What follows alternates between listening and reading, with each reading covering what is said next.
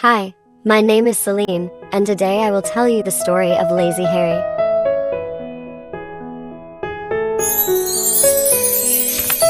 Harry was lazy, and although he had nothing else to do but drive his goat daily to pasture, he nevertheless groaned when he went home after his day's work was done.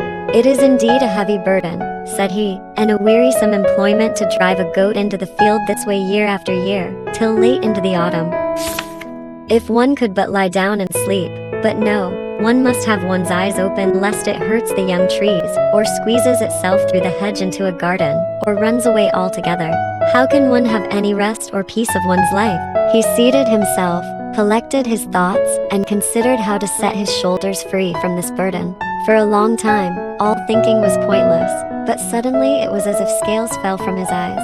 "I know what I will do," he cried. "I will marry Fat Trina, who also has a goat, and can take mine out with hers, and then I shall have no more need to trouble myself."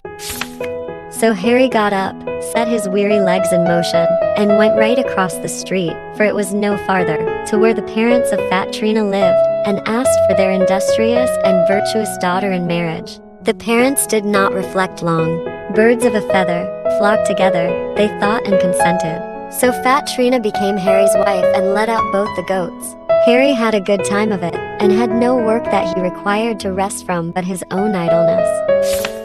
He only went out with her now and then, and said, "I merely do it that I may afterward enjoy rest more, otherwise one loses all feeling for it." But Fat Trina was no less idle. "Dear Harry," said she one day, "why should we make our lives so toilsome when there is no need for it, and thus ruin the best days of our youth? Would it not be better for us to give the 2 goats which disturb us every morning in our sweetest sleep, with their bleating, to our neighbor, and he will give us a beehive for them?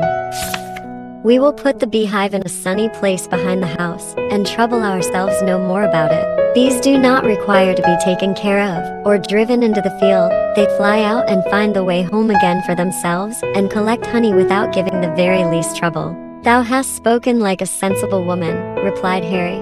"We will carry out thy proposal without delay, and besides all that, honey tastes better and nourishes one better than goat's milk, and it can be kept longer too."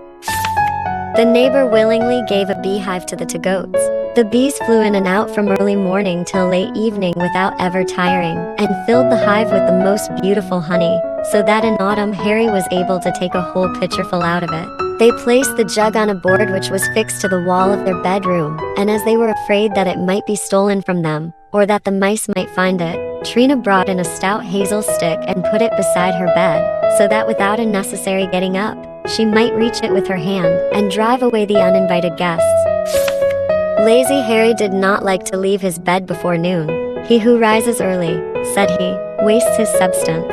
One morning, when he was still lying amongst the feathers in broad daylight, resting after his long sleep, he said to his wife, "Women are fond of sweet things, and thou art always tasting the honey in private. It will be better for us to exchange it for a goose with a young gosling, before thou eatest up the whole of it." "But," answered Trina, "not before we have a child to take care of them. Am I to worry myself with the little geese, and spend all my strength on them to no purpose?" "Dost thou think," said Harry, "that the youngster will look after geese? Nowadays, children no longer obey, they do according to their own fancy, because they consider themselves cleverer than their parents, just like that lad who was sent to seek the cow and chase 3 blackbirds." "Oh," replied Trina, "this one shall fare badly if he does not do what I say. I will take a stick and belabor his skin for him with more blows than I can count." "Look, Harry," cried she in her zeal, and seized the stick which she had to drive the mice away with. "Look, this is the way I will fall on him." She reached her arm out to strike, but unhappily hit the honey pitcher above the bed. The pitcher struck against the wall and fell down in fragments, and the fine honey streamed down on the ground. "There lie the goose and the young gosling," said Harry, "and want no looking after. But it is lucky that the pitcher did not fall on my head.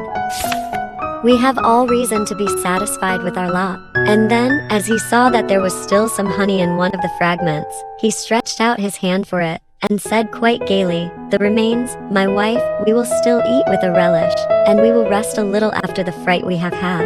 What matters if we do get up a little later? The day is always long enough." "Yes," answered Trina, "we shall always get to the end of it at the proper time."